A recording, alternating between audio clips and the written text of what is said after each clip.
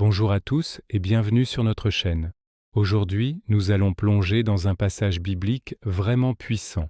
Matthieu chapitre 15, versets 32 à 39. C'est l'histoire de la deuxième multiplication des pains. Un miracle qui nous enseigne des leçons profondes sur la foi, la compassion et l'abondance divine. Alors installez-vous confortablement et ouvrons nos cœurs à la parole de Dieu. L'histoire commence avec Jésus, qui regarde une immense foule qui l'a suivi pendant 3 jours. Imaginez la scène, des milliers de personnes, hommes, femmes et enfants, loin de chez eux, sans rien à manger. Le verset 32 nous dit que Jésus appela ses disciples et leur dit « J'ai pitié de cette foule, car voilà 3 jours qu'ils sont près de moi, et ils n'ont rien à manger. Je ne veux pas les renvoyer à jeun, de peur qu'ils ne défaillent en chemin. » Ce premier point est crucial. La première chose que Jésus ressent, c'est de la compassion. Il ne voit pas juste une masse de gens, il voit des individus fatigués et affamés. Son cœur est touché par leurs besoins. Cela nous rappelle que notre Dieu est un Dieu de compassion. Il se soucie de nos besoins les plus fondamentaux, pas seulement de nos besoins spirituels, mais aussi de nos besoins physiques et émotionnels.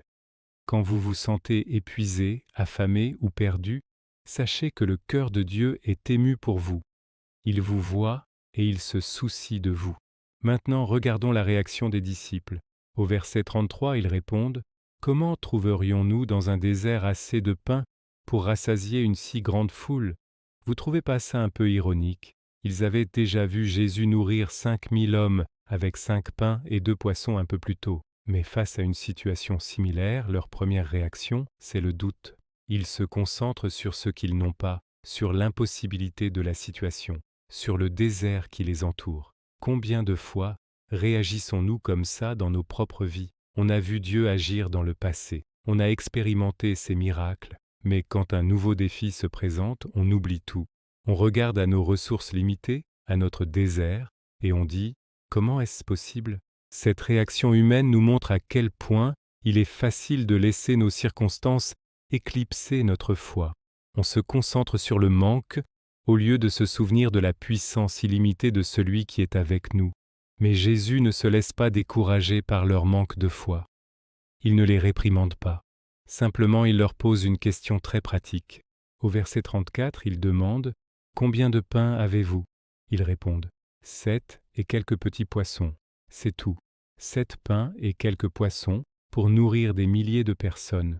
De notre point de vue, c'est ridicule, c'est insignifiant. Mais c'est là que réside une des plus grandes leçons de ce passage. Jésus ne nous demande pas d'avoir tout ce qu'il faut, il nous demande de lui donner le peu que nous avons. Nos 7 pains peuvent être nos talents limités, notre énergie qui semble faible, nos finances modestes, notre petite dose de courage. On regarde ça et on se dit que ça ne vaut rien. Mais Jésus nous dit « Donne-le-moi ». Il veut qu'on lui confie notre peu pour qu'il puisse le transformer en beaucoup. L'important n'est pas la taille de ce que nous apportons, mais le fait que nous le placions entre ses mains.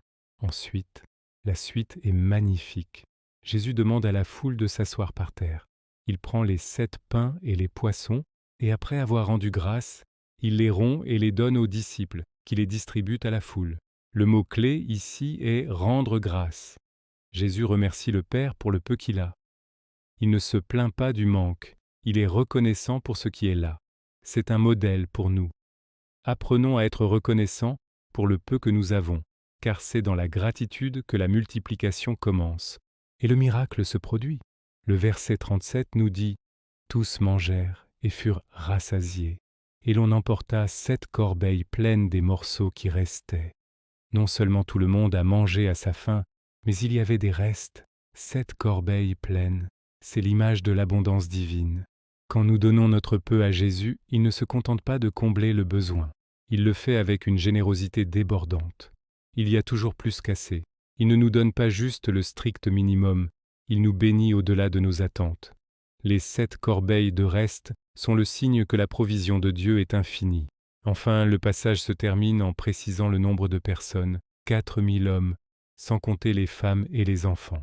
Après cela, Jésus les renvoie, monte dans la barque et se rend dans la région de Magadan. La mission est accomplie, les besoins ont été comblés, les cœurs ont été touchés et la gloire de Dieu a été manifestée. Alors, que pouvons-nous retenir de cette histoire pour nos vies aujourd'hui? Premièrement, souvenons-nous toujours de la compassion de Dieu. Il voit vos besoins et il s'en soucie. Deuxièmement, quand le doute s'installe, ne vous concentrez pas sur votre désert, mais sur le Dieu des miracles qui est avec vous.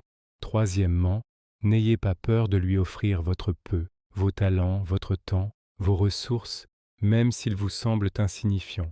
Mettez-les entre ses mains avec un cœur reconnaissant. Et enfin, attendez-vous à l'abondance. Notre Dieu n'est pas un Dieu de manque, mais un Dieu de surabondance. Il peut prendre votre peu et non seulement combler vos besoins, mais aussi bénir les autres autour de vous d'une manière que vous n'auriez jamais imaginée. J'espère que cette méditation vous a encouragé. N'hésitez pas à partager dans les commentaires comment ce passage vous parle personnellement. Qu'est-ce que vous avez besoin de confier à Jésus aujourd'hui? Merci d'avoir regardé. Si vous avez aimé cette vidéo, pensez à laisser un pouce bleu, à vous abonner et à activer la cloche pour ne rien manquer de nos prochaines études. Que Dieu vous bénisse abondamment. À très bientôt.